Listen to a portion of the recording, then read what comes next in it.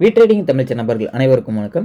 நம்மளோட சேனல் பார்த்தீங்கன்னா Nifty, bank Nifty, fin Nifty, Sensex இப்படி எல்லாத்துக்குமான சப்போர்ட் அண்ட் ரெசிஸ்டன்ஸ் டெய்லி வீடியோவாக பதிவிட்டு வந்துருக்கோம். அப்படி இருக்கும்போது நேற்று சொன்ன லெவல்ஸ் இன்றைக்கி எப்படி ஒர்க் ஆயிருந்தது, நாளைக்கான வீக்கெண்டுக்கான சப்போர்ட் அண்ட் ரெசிஸ்டன்ஸ் என்னென்னன்றதை இந்த வீடியோவில் நம்ம தெளிவாக பார்க்க போகிறோம். அதுக்கு முன்னாடி நம்ம சேனலுக்கு நீங்கள் புதுசாக வந்தீங்க அப்படின்னா நம்மளோட டெலகிராம் குரூப்போட லிங்க் நான் டிஸ்கிரிப்ஷனில் கொடுத்துருக்கேன்.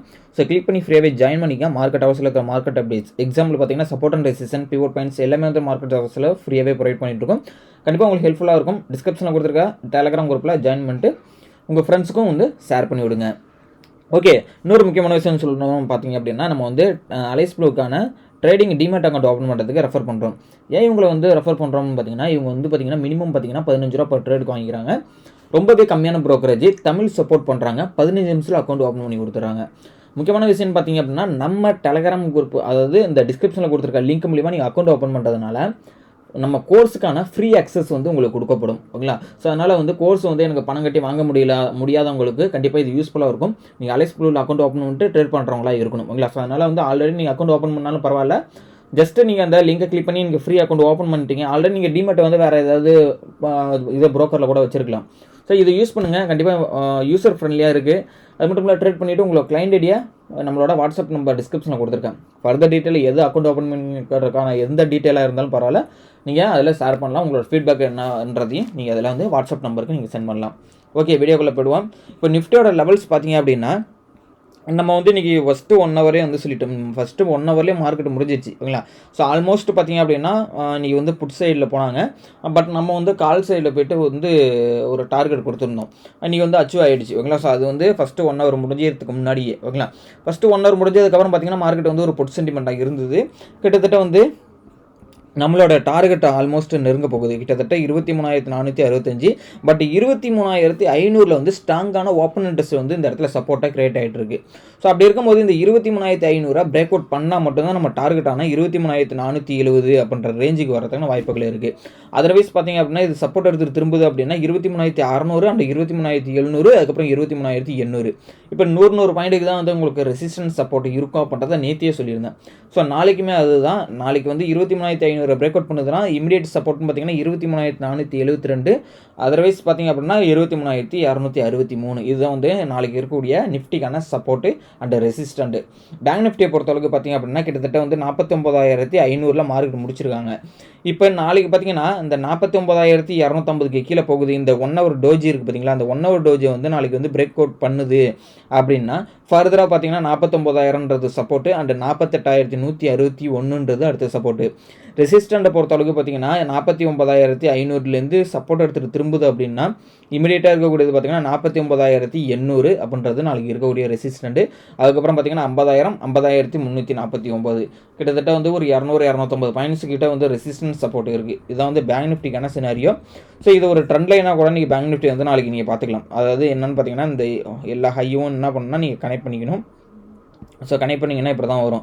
ஸோ இப்போ வந்து இந்த ட்ரெண்ட் லைனை பிரேக் அவுட் பண்ணியிருக்கு. இன்கேஸ் நாளைக்கு வந்து ஒரு அப் ட்ரெண்ட் போகுது அப்படின்னா திருப்பி ரீட்ரெஸ் பண்ணிவிட்டு அகைன் வந்து 50,350க்கு போகிறதுக்கு கூட பாசிபிலிட்டிஸ் இருக்குது.